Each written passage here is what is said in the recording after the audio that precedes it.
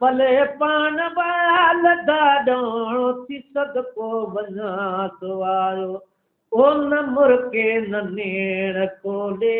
न जी जल संबोल बोले न मुर्के न नेण खोले न जी जल संबोल बोले रुदो हाल ठायु नहीं दम अमर दिल गीर जो आहे दास्तान निरालो ओ बुधो दिल सां बचड़े वालो ॾिसो जानी वाणी पाणी ॾिनऊं न पी रखे हुजे बेशुमार तन ज़ालिमन जे ज़मीर खे ओ रंजायो रसूल खे तां अली ऐं बतूल खे तां रंजायो रसूल खे तां अली ऐं बतूल खे तां कुठाए लॾो कुठाऊं मोहम्मद मीर जो आहे दास्तान निरालो ओ ॿुधो दिल सां बचड़े वालो अञा ताईं असगर जे लाइ दिल मजबूर वा छो जो करबला अंदर बियो कुसी बेकसूर वा ओ लॾे बाग जो धणी वियो शफ़ा जो ज़िमो खणी वियो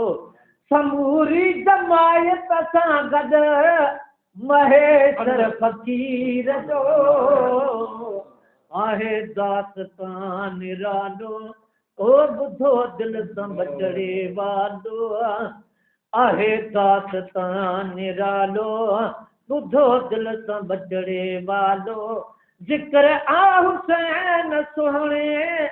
जे असगर सगीर जो आहे दास्तान निरालो ओ ॿुधो दिल सां बचड़े वालो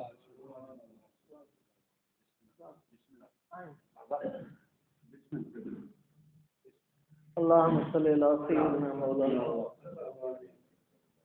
मुंहिंजा करीम गुनाहगार तमाम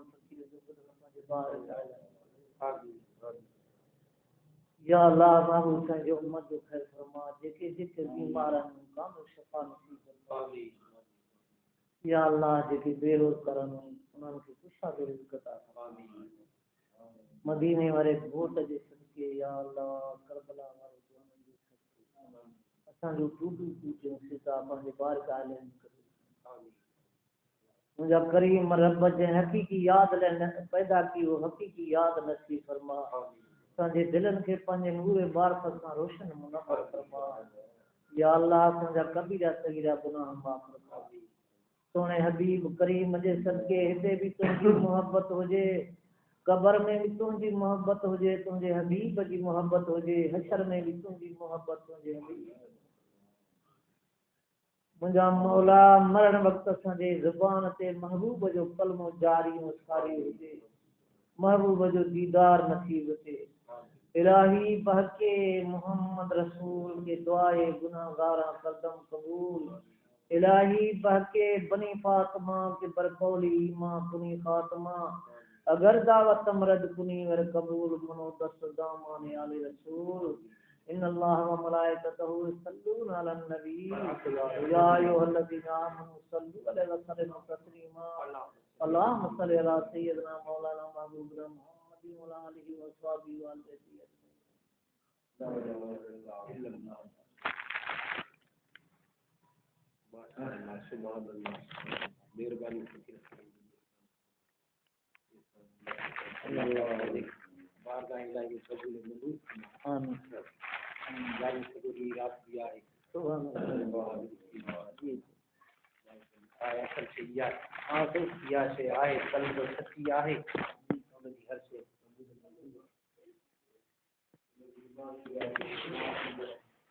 व